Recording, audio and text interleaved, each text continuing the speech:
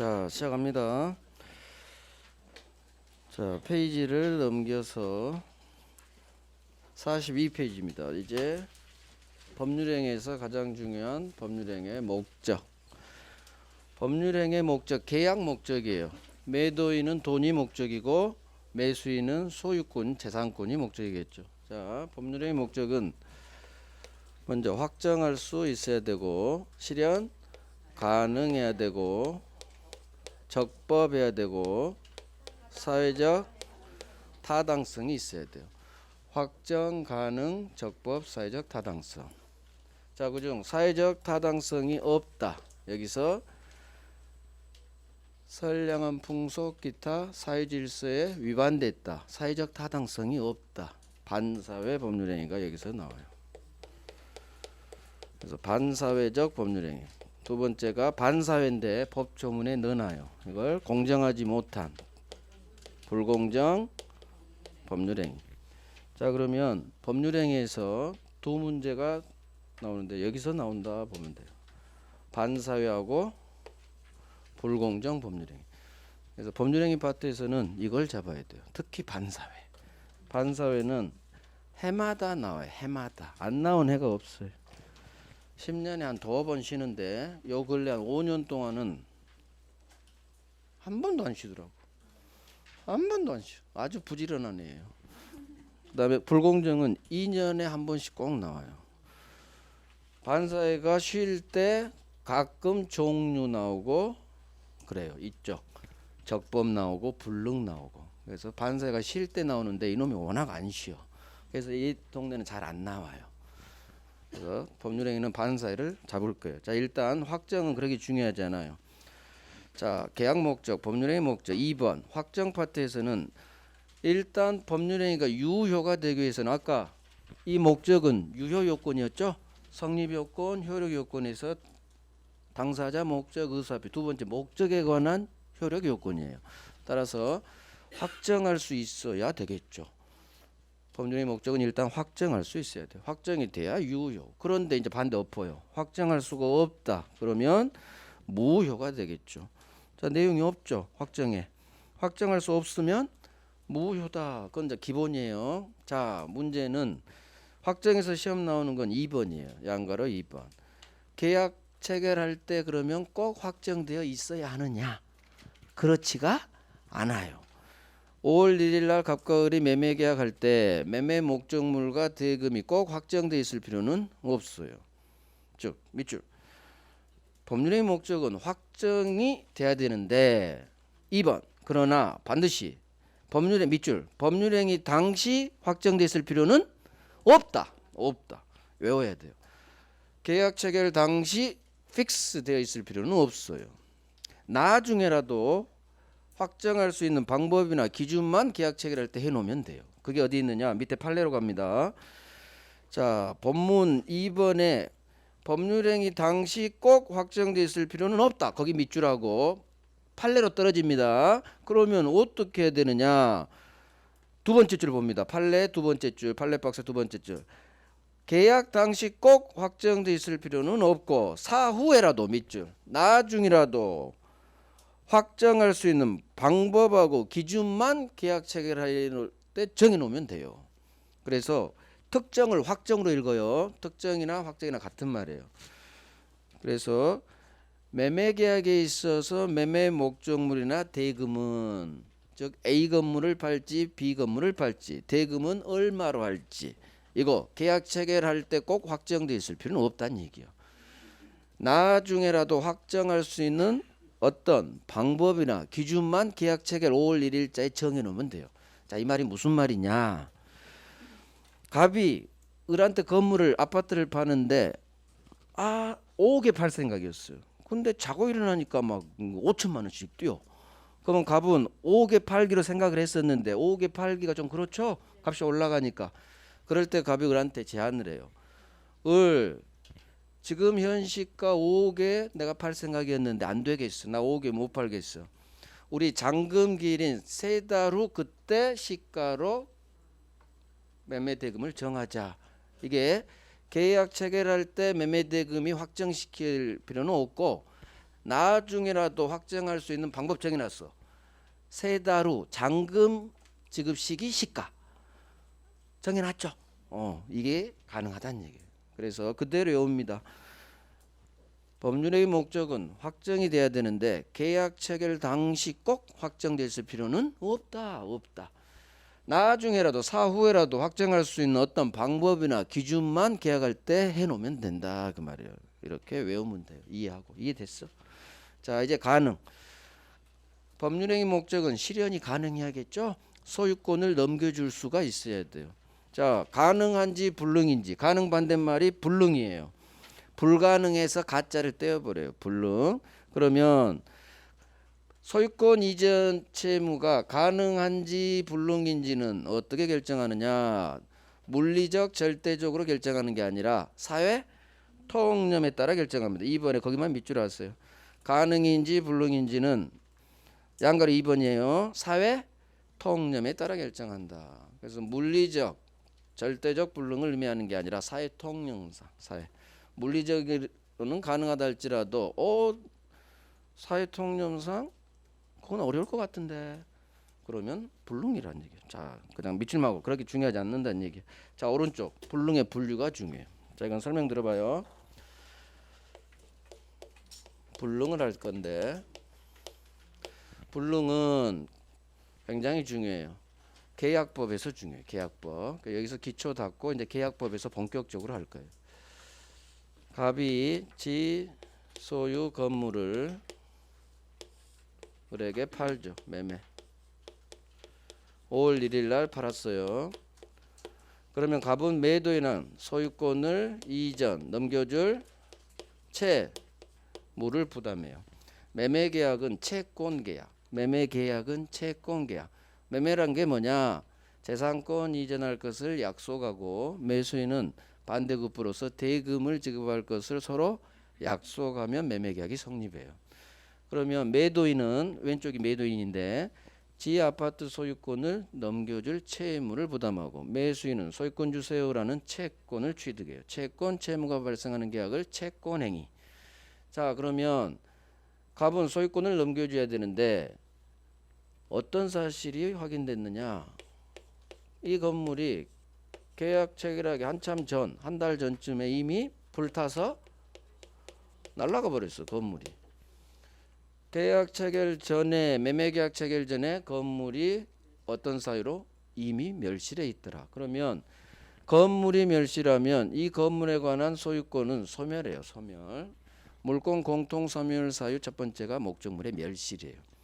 물권이 존재하려면 물권의 대상은 물건이에요. 물건에 대한 권리가 물권, 소유권인데 물건이 없죠.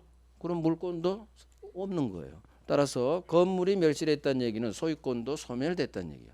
따라서 갑의 소유권 넘겨줄 채무는 갑이 이 건물 소유권을 넘겨주고 싶어도 넘겨줄 수가 없는 거예요. 이런 걸 채무의 이행 불능이라고 해요. 하고 싶어도 할 수가 없어요. 주고 싶어도 줄 수가 없어요. 이게 불능이라고 해요. 문제는 이 불능이 언제 불능이 됐느냐 그 시점에 따라 두 개로 나뉘어져요. 지금과 같이 계약을 체결하기 전에 이미 멸실됐죠. 이 이미자를 넣어서 읽어야 돼요. 계약 체결하기 전에 이미 멸실해 있네. 처음부터 불능이네. 계약 체결할 때 건물이 없죠. 계약 체결할 처음부터 불능이네 해서 이 불능을 무슨 불능? 원시적 불능이라고 하는 거예요. 처음 시자예요. 처음부터 불능이네. 원시적 불능. 그러면 계약서는 썼는데 건물이 없다는 얘기죠. 소유권 넘겨줄 수가 없죠. 그럴 때 이 매매 계약의 효력이에요. 유효냐 무효냐. 우리는 앞으로 법률행위 계약이 유효냐 무효냐를 계속 배울 거예요. 자, 이 매매 계약은 유효냐 무효냐 찍어봐요. 원시적 불능의 경우 이 매매 계약은 무예요. 무효예요. 무효. 이유. 계약 체결할 때부터 이미 건물은 없죠. 건물이 없으니까 굳이 유효로 해줄 필요가 없어요. 그래서 건물이 아예 없네. 처음부터 그러면 효력 인정해주지 않겠다. 그래서 원시적 불능의 경우 이 매매 계약은 무효예요. 무효. 자, 이번에는 이제 상황이 두 번째 상황. 계약 체결할 때는 건물이 있었어요. 그런데 계약 체결한 후 한 달 후 건물이 화재로 멸실했다. 그러면 계약 체결할 때는 건물이 멀쩡히 살아 있었어요. 그런데 계약 체결한 후 넘겨주기 전에 건물이 멸실했다. 마찬가지 건물이 멸실하면 소유권은 소멸해요. 마찬가지 값은 건물이 없죠. 이전 채무는 불능에 빠져요. 근데 시점이 계약 체결한 후 불능에 빠졌죠. 그래서 이 불능을 후발적 불능이라고 해요. 후발적 불능. 똑같은 불능이지만 언제 멸실됐느냐에 따라 전이냐 후냐에 따라 원시적 처음부터 불능 원시 처음부터 불능 계약 체결 후 후발적으로 불능. 자 그러면 이 후발적 불능 이 경우에 이 매매 계약이 또 유효냐 무효냐 문제가 발생. 그러면 후발적 불능의 경우 이 매매 계약은 유효일까요 무효일까요? 찍어봐요. 유효예요. 유효야. 아주 잘 찍었어요. 자, 왜 이렇게 찍어야 되느냐? 전, 후, 반대. 원시, 처음, 후발, 반대. 원시적 불능은 무효니까 당연히 반대로 가야겠죠? 그래서 전, 후, 처음, 나중, 전, 후, 원시, 후발. 무효? 반대, 유효로 가는 거예요. 그래서 후발적 불능의 경우에는 계약 체결할 때는 그래도 건물이 있었잖아요. 그래서 나중에 건물이 날아가도 이 계약 자체는 그냥 유효로 봐줘요. 다만 후발적 불능의 경우가 중요한데 후발적으로 계약 체결한 후 건물이 이렇게 날아갔을 때 어차피 값은 소유권은 못 넘겨줘요. 소유권은. 그죠? 건물이 없으니까. 넘겨줄 소유권이 사라져 버렸으니까. 그럴 때 값과 을 두 사람 사이 문제를 어떻게 해결하느냐. 그게 이제 계약법에서 배워요. 계약법에서. 잠깐만 언급을 하면 이 불능의 원인을 따지. 멸실 원인. 건물아 너는 어떻게 죽었니? 그렇게 물어봐요. 그럼 건물이 일러요. 이놈이 담배 피다가 불내버렸어요. 그러면 채무자죠. 채무자 잘못으로 멸실했다. 그러면 채무 불이행 문제로 해결해요. 그런데 건물이 그래요. 태풍이 저를 날려버렸어요.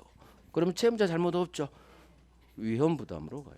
반대급부의 매매 대금을 갑이 을한테 받을 수 있는지 없는지 위험을 갑이 부담하는지 을이 부담하는지 위험 부담으로 가요. 따로 후발적 불능의 경우는 이제 계약법에서 이 불능 멸실의 원인에 따라 채무 불이행으로도 가고 위험 부담으로도 가요.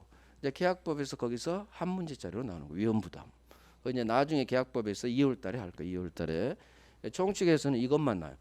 원시적 불능은 무효, 후발적 불능은 유효. 그런데 우리 시험 지문이 원시적 이 세 글자가 안 떠요.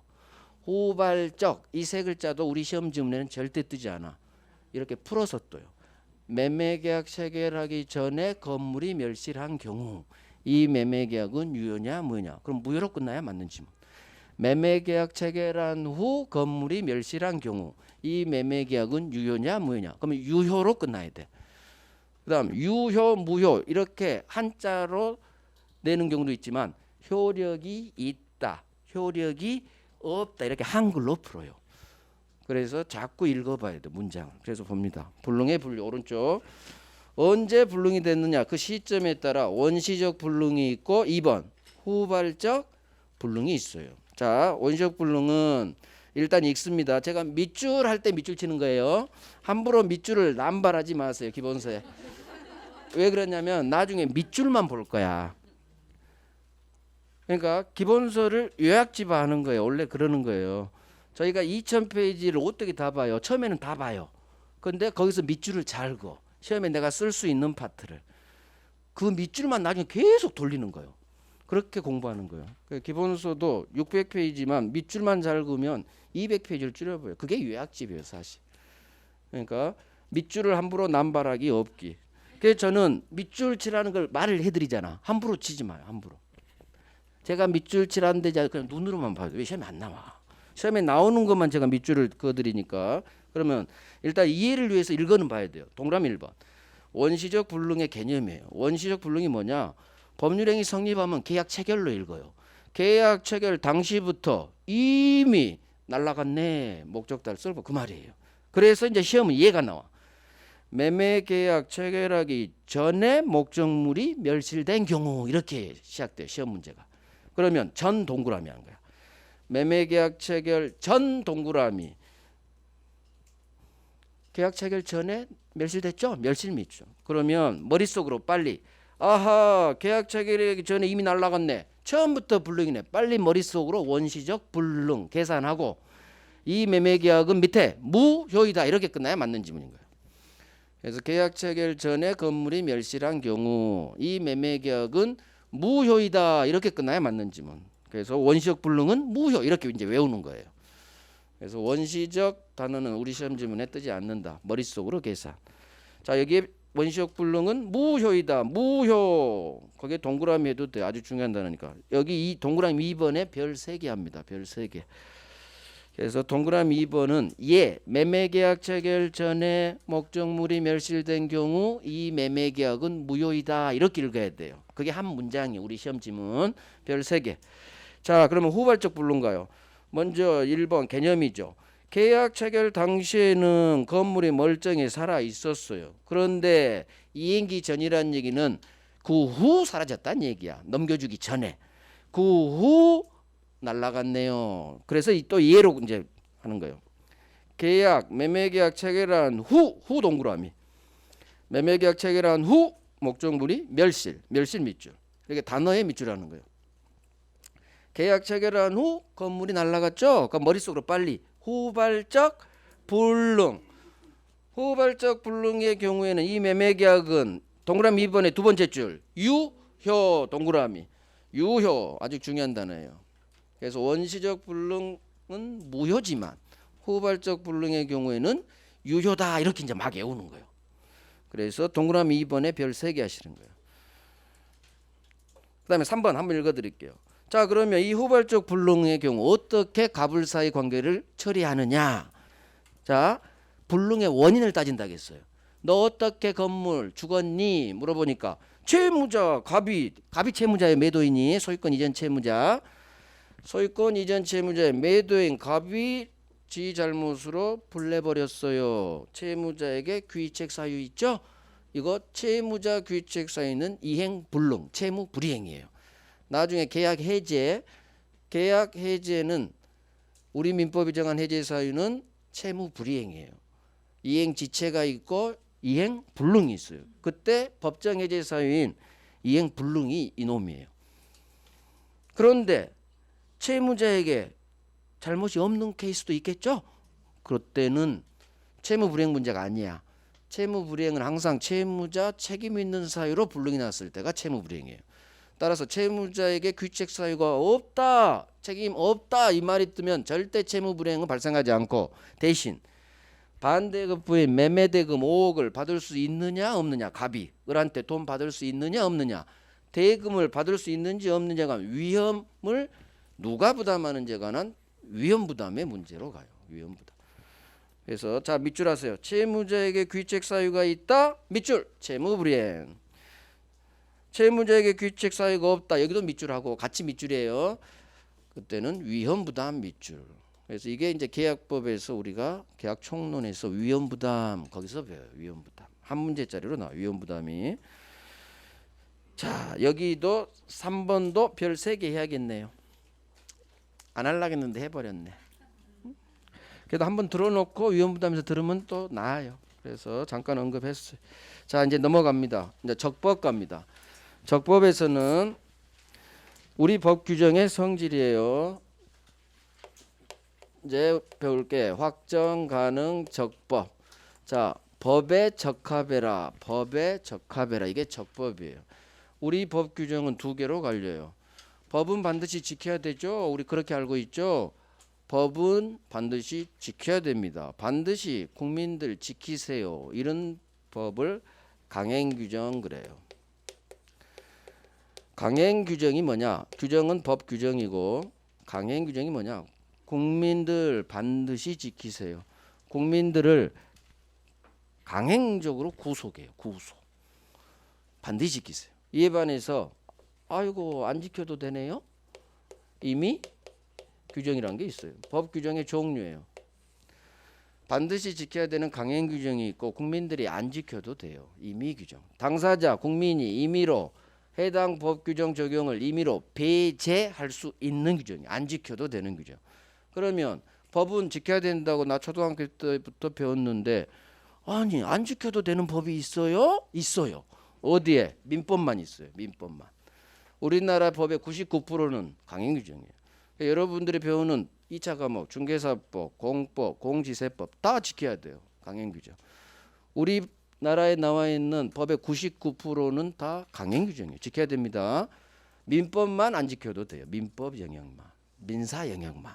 그래서 안 지켜도 되는 규정. 민법에서도 계약법 파트예요. 계약법 파트가 대부분이 임의 규정이에요. 계약법은 계약 자유 원칙이 지배해요. 그래서 계약은 당사자가 자유스럽게 할 수 있어요. 따라서 계약법 파트에 법이 A라고 규정을 했어요. 이게 법 규정의 제 약어예요. 법이 A라고 돼 있는데도 당사자는 계약할 때 우리 B로 합시다라는 특약이 가능해요.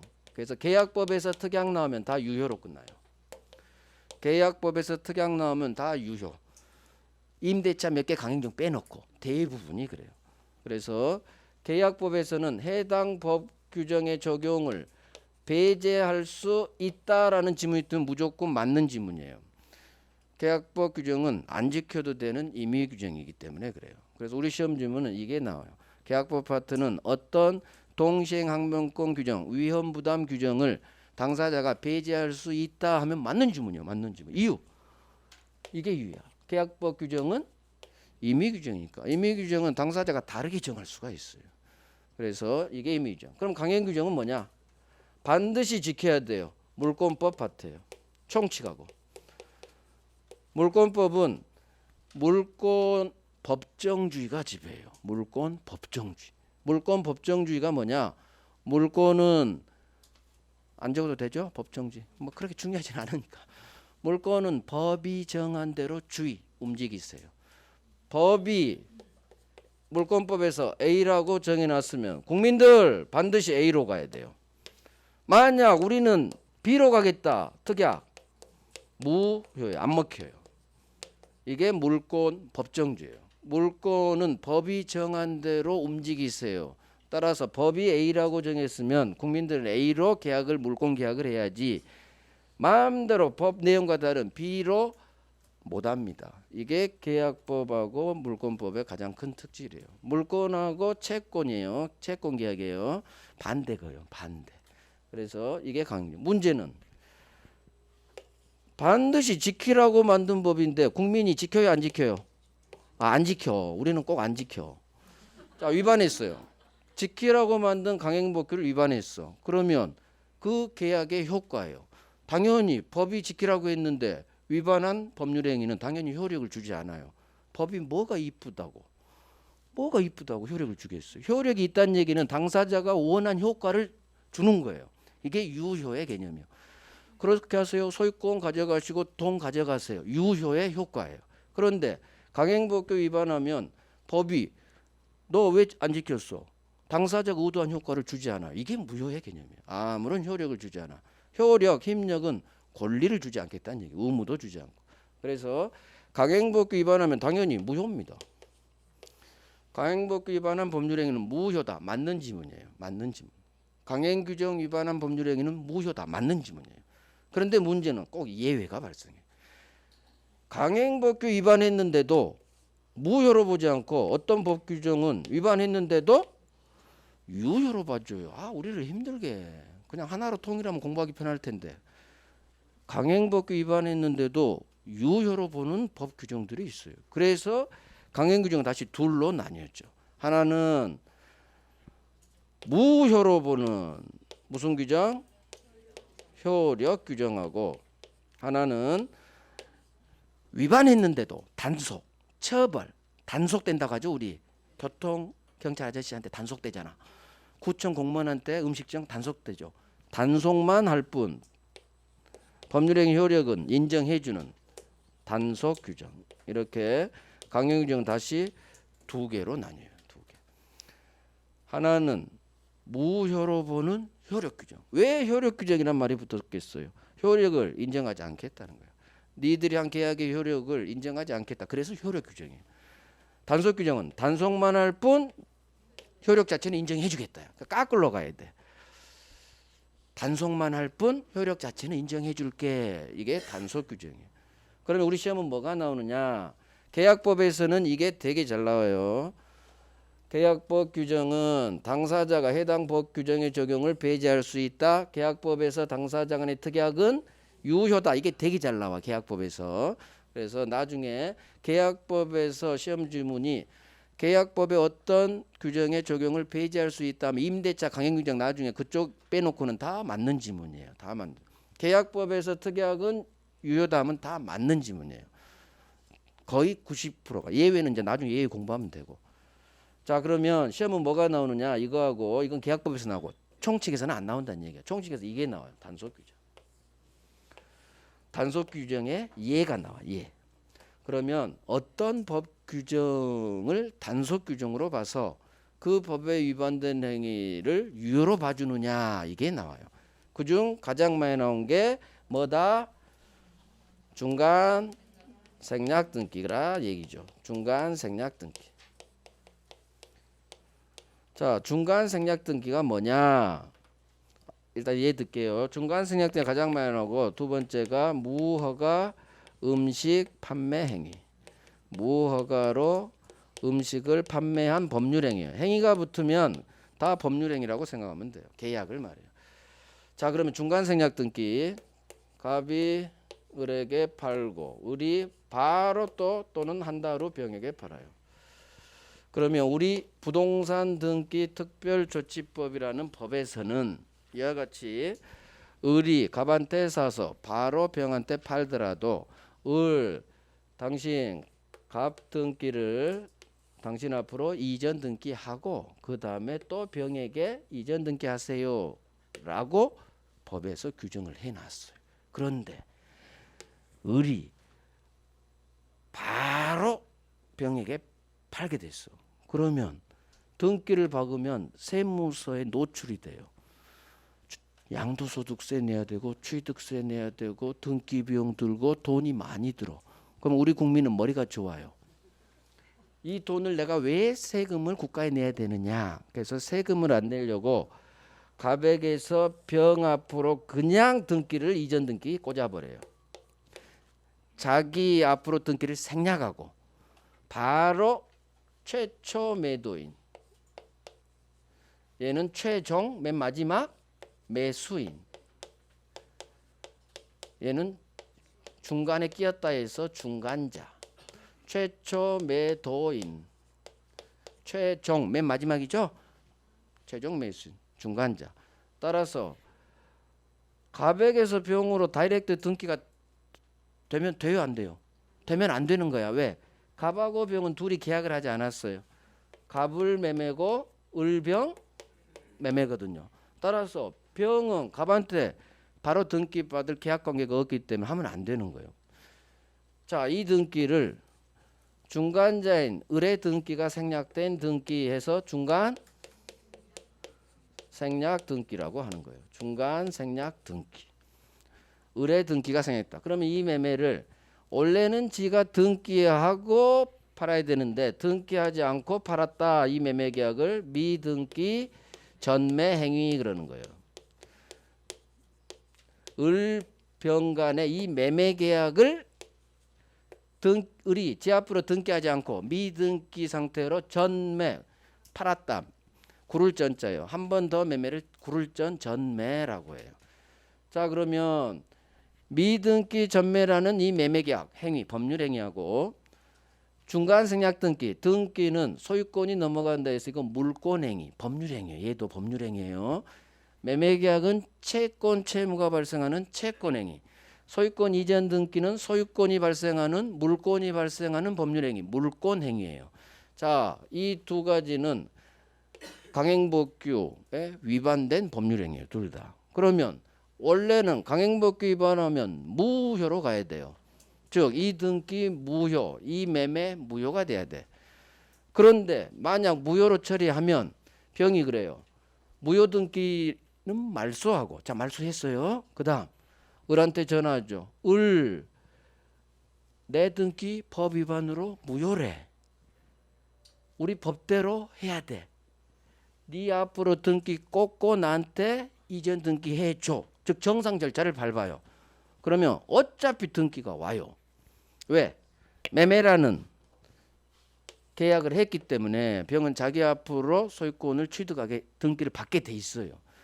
그러니까 이걸 무효로 본들 어차피 등기가 박히더라. 그래서 대부분이 우리 국민들 고생 안 시키기 위한 법리를 하나 개발해 버려요. 국민들 고생 안 시킬게요. 어차피 무효로 말소해도 당신 앞으로 등기가 박히네.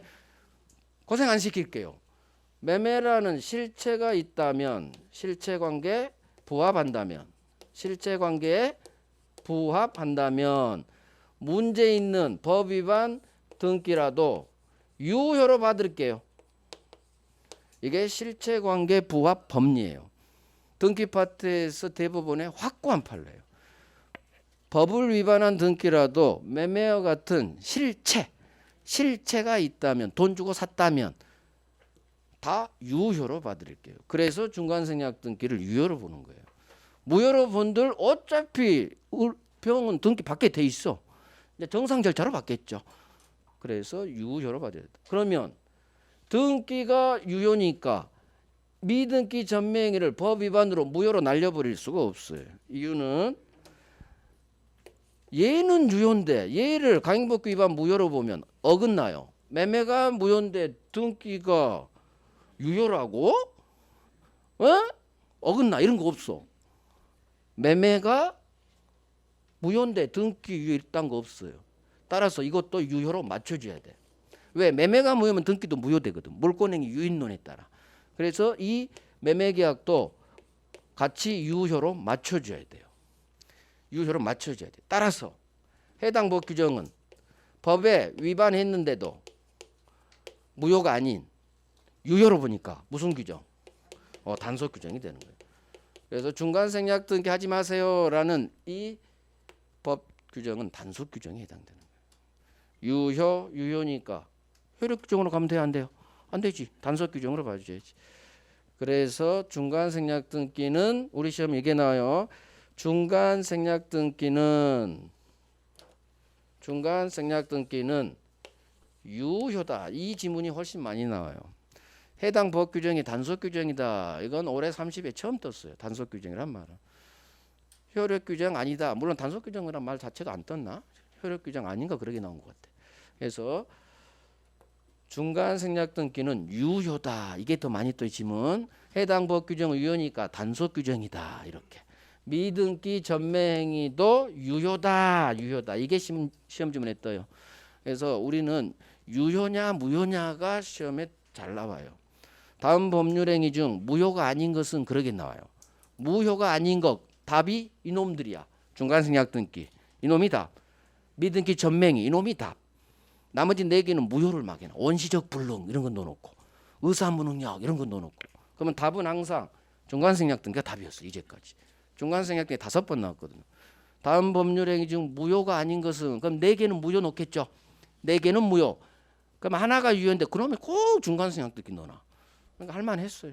그래서 중간생략 등기는 비록 법을 위반했지만 유효해요. 이유는 실체관계 부합법리에 따라 유효야. 실체관계 부합. 근데 이렇게 맞춰 놓으니까 해당 법 규정은 단속 규정으로 갈 수밖에 없는 거예요. 이것부터 먼저 대부분 정한 거예요. 논리가 단속 규정이기 때문에 이렇게 간 게 아니에요. 실체가 있으니까 유효. 그러면은 매매도 유효. 그러니까 너는 단속 규정으로 봐야겠구나 해서 나오는 거예요. 판례가. 그래서 이게 아주 중요하다는 얘기지. 중간생략 등기 유효. 해당 법 규정은 효력 규정이 아닌 단속 규정. 효력 규정이 아닌 단속 규정. 그다음에 무허가 음식 판매 행위는 2번 나왔는데 별로 안 중요해요. 요즘은 우리 시험범위 아닌 데는 잘 안 내요. 옛날에 나온 지문이야. 그래도 2번 나왔으니까 하는 거예요. 자, 허가 없이 무허가로 음식을 팔았단 얘기죠. 떡볶이 사 먹었어요. 내가 포장마차에서. 포장마차는 허가 받고 장사해요, 허가 안 받고 장사해요? 허가 안 받아요. 다 무허가예요. 무허가 노점상들. 이거 식품위생법 위반이에요. 모든 포장마차는 다 법 위반 가게들이에요. 무허가 음식 판매하니까. 그러면 식품위생법 모든 법은 다 강행규정이라겠죠. 그러면 내가 사 먹은 그 떡볶이 3,000원짜리가 나는 법 위반 행위를 하고 있는 거예요, 여러분들. 법 위반한 그 떡볶이 사장님 집에 내가 공조를 하는 거예요, 동조를. 자, 그럼 강행법 위반이니까 내 떡볶이 5,000원짜리 떡볶이 계약이 무효냐? 무효냐 그거야. 만약 효력규정으로 무효냐? 그러면 무효 효과. 서로 받은 거 돌려줘야 돼요. 자, 내가 3,000원 줬어. 다음 날 가서 우리 무효래요. 이거 가행법 위반 무효래요. 내가 준 3,000원 돌려주세요. 그러면 사장님은 나한테 네가 먹은 거 돌려줘 하는 거야. 그럼 나는 오버이트를 쫙 해준 거야. 자, 국민도 오버이트 하게 하면 돼요, 안 돼요? 안 되는 거예요. 그래서 오버이트 하게 하지 말자. 그래서 이거 유효로 봐주는 거예요. 단속만 될 뿐, 처벌만 할 뿐, 이 떡볶이 계약 자체 무허가 음식 판매는 유효로 보는. 이것도 국민을 위한 판례. 오버이트 안 하게. 우리 대법원이 아주 가끔 국민을 생각하는 판결을 때릴 때가 있어요. 아주 가끔이니까 문제지. 국민을 생각하는 대표가 이거예요. 정말 좋은 거야. 실체관계 부합. 왜? 실체가 있으면 아무리 무효로 본들 어차피 들어오게 돼 있어, 등기가. 그러니까 그냥 유효로 봐줘버려요. 대신 걸리면 처벌만 하자 얘기요. 효력은 인정해주되 그냥 처벌만한 행정벌만 가자 그거예요. 그래서 세금 추징하고 걸리면 이제 세금 내야지. 자, 그러면 과외로 만약에 이게 중간에 했다 걸렸어요.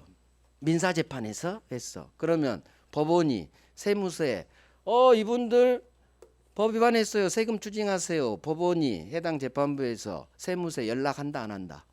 안 해요. 안 해요. 제가 그쪽에서 일하잖아. 안 해요. 따로 놀아요. 세무서가 알아서 찾아야 돼요. 절대 통보하고 그런 거 없어요. 나는 내 재판만 해. 세무서에 통보 그런 거 안 해요. 상식적으로 사람이어야 돼. 이 사람이 세무서에 투서를 해야 된다는 얘기죠. 법원이 재판하다가 뭘 발견했잖아요. 위법 사실을. 그러면 관련 기관에 안 알려요. 판사가 그렇게 한가하지 않아요. 자기 재판하기도 바빠 죽겠는데. 알려줄 것 같죠? 같은 공무원들이라 안 알려요. 그래서 그냥 내 재판만 하는 거예요. 이거 유효입니다 하지. 당신 법 위반했네? 세무서에 통보하고 그런 거 안 해요. 그러니까 걱정하지 마시라. 왜? 판사는 바쁘니까. 자, 이제 정리할게요. 목적의 적법.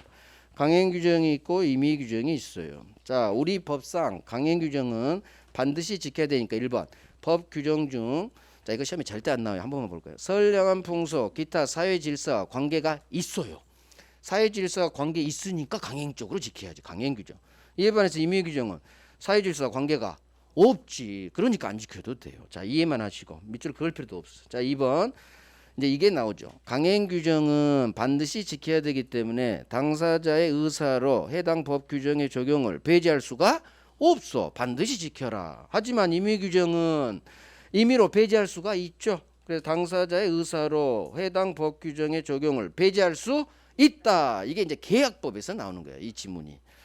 그래서 임의 규정은 계약법 파트예요. 계약법 규정 대부분은 임의 규정이거든요. 자, 밑에 효력 규정, 단속 규정 갑니다. 효력 규정, 단속 규정.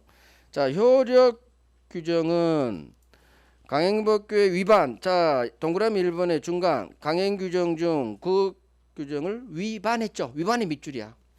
위반한 경우 효력 밑으로 가요. 사법상 효력을 부정한다. 부정. 사법상 효력을 부정한다는 게 뭐예요? 사법상 효력을 부정한다는 게 무효로 본다는 얘기야. 효력을 부정한다는 게 무효로 본다는 게. 그러니까 이런 문장이 우리한테 어려운 거예요. 그냥 무효 두 글자를 해주지 왜 사법상 효력을 부정. 그래서 책을 읽어야 된다는 얘기예요. 자꾸 익숙해져야 돼. 법 용어에 익숙해져야 돼. 그래서 사법상 효력까지 부정한다. 그 밑에 무효로 보는 규정. 무효 두 글자를 적어놔요. 무효 두 글자를 적어놔. 위반했을 때 무효로 보는 규정을 효력 이렇게 읽는 거야. 앞으로는 위반 밑줄 했죠. 위반한 경우 무효로 보는 규정, 효력 규정. 그러면 이제 단속 규정으로 가봐요. 동그라미 1번 강행법 규정, 해당 법 규정, 강행 규정에 자 위반 밑줄. 위반했는데 밑으로 떨어져. 사법상 효력은 부정하지 않죠. 아이고 또 어렵게 냈죠. 효력을 부정하지 않는 게 뭔 말일까요? 유효야, 유효. 그래서 유효는 단속 규정 옆에 여백이 공백이 크니까 거기다 써요. 단속 규정 옆에 위반했다 화살표 위로 올려서 유효 적어놔. 유효 두 글자 거기 적어놔. 엄청나게 중요한 단어예요. 그래서 단속 규정 밑에 위반했죠. 단속 규정은 위반해도 유효 적어놨죠. 유효 눈에 보이게 적어놔요. 그래서 이제 시험은 동그라미 2번이 나온다는 얘기예요. 뭐가 단속 규정이냐, 뭐가 유효냐. 자 밑줄 중간 생략 등기 밑줄. 그다음에 무허가 음식 판매 행위. 법률 행위를 적어놔야지. 등기도 법률 행위예요. 물권 행위. 그래서 무허가 음식 영업 이렇게 안 나오고 무허가 음식 판매 행위 이렇게 두 번이나 나왔어. 저는 기출 지문을 얘기한 거예요. 무허가 음식 판매 행위. 떡볶이 계약 생각하세요. 자 중간 생략 등기 해당 법 규정 단속 규정.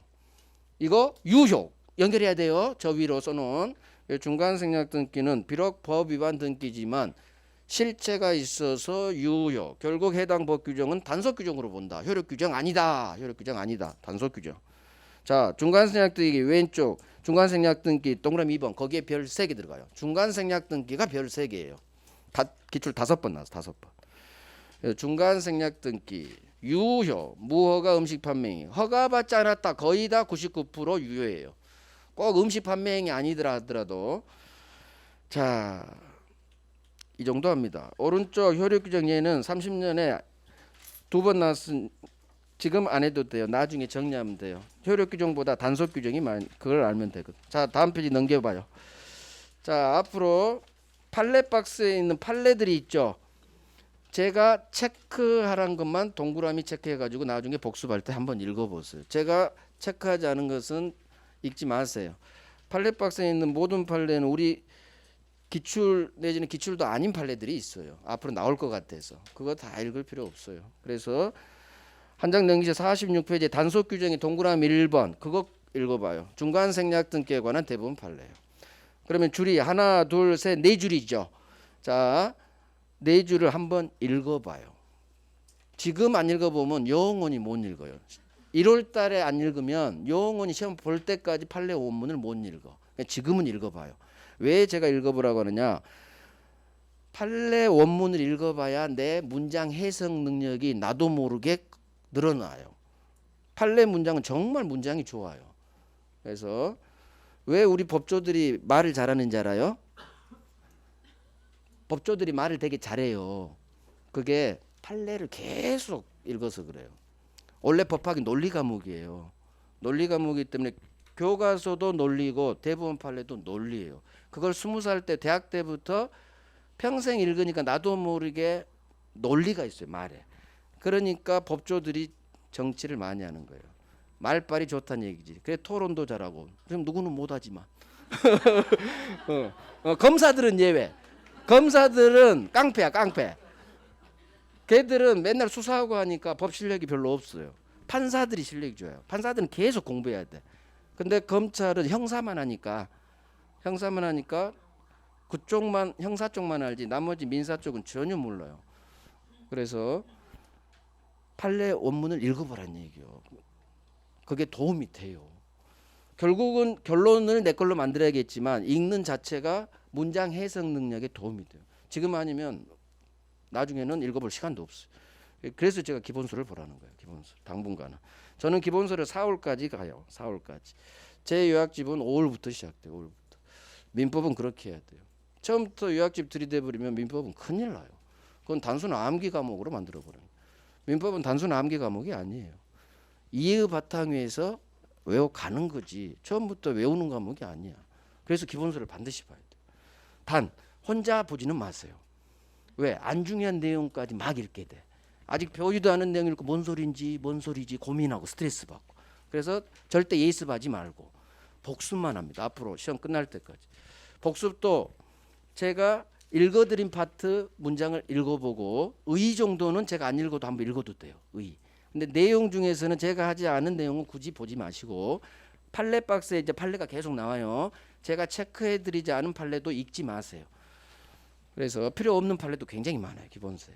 그래서 중요하지 않은 판례까지 여러분들이 막 혼자 공부하게 되는 고생만 하는 결과가 돼요. 그래서 예습 금지 앞으로 복습만. 복습도 제가 가리킨 영역만 한번 읽어봐요. 자꾸 읽어봐야 돼요. 자, 그 다음 앞으로 한 장 가서 다시 까꿀로 가는 거. 효과예요. 효과가 왼쪽 44페이지 왼쪽 적법에서 3번에 있어요. 자, 양거로 3번. 강행법 위반했죠? 무효예요. 맞는 거예요. 강행법 위반 무효. 자, 법률행위 동네 무효죠. 따라서 절대적 무효. 그러면 우리 기초에서 했어. 강행법 위반 무효는 선의 3자에게도 대항할 수 있다로 끝나는 거야. 절대적 무효니까. 선의 3자에게도 대항할 수 있다. 추인도 인정되지 않는다. 밑줄. 법률행위 동네 무효는 추인이 안 돼요. 추인해도 유효로 되지 않아. 여기서는 잘 안 나오고 이따 이제 반사회 불공정에서 잘 나와요. 여기다도 밑줄 해놔요. 어차피 같은 동네죠. 법률행위 동네잖아 지금. 그러니까 결론이 다 같아. 민법은 동네 싸움이에요. 동네 싸움. 주소가 되게 중요해요. 그래서 여기는 시험에 잘 안 나와요. 그냥 밑줄만 해놓으세요. 강행법 위반 무효. 선의 3자에게도 이 무효로 대항할 수 있다. 절대적 무효는 괄호 열고 닫아요. 절 앞에 괄호 열고 무효 다음에 괄호 닫아. 제가 괄호 열고 닫으라는 얘기는 우리 시험 지문에 안 뜬다는 얘기예요. 머릿속으로 계산. 내 머릿속으로. 우리 시험 지문 이렇게 떠요. 강행법규 위반 무효는 선의 제3자에게 대항할 수 있다 없다 이렇게 바로 들이대 버려요. 그러면 내가 강행법규 위반 무효가 선의 3자에게 대항할 수 있을까 없을까 내가 이제 OX 골라내야겠죠.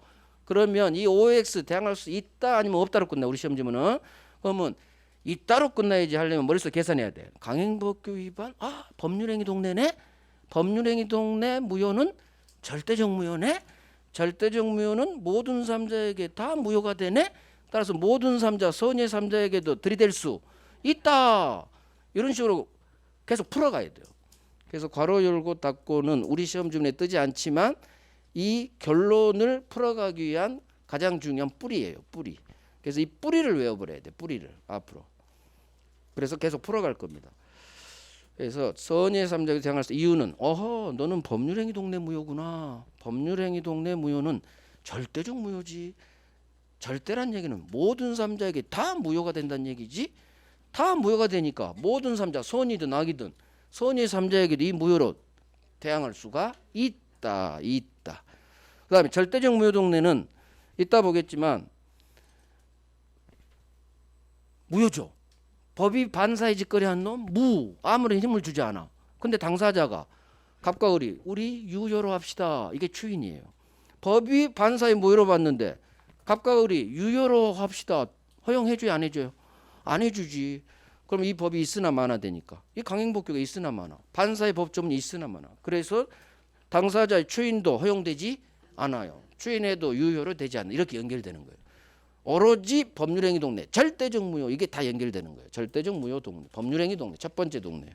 여기는 밑줄만 했는데 시험은 반사회하고 불공정에서 나와요. 지금 맛만 본 거예요. 밑줄만 하고 자 시간이 됐어요. 10분간 쉬고 이제 가장 중요한 반사회 갑니다.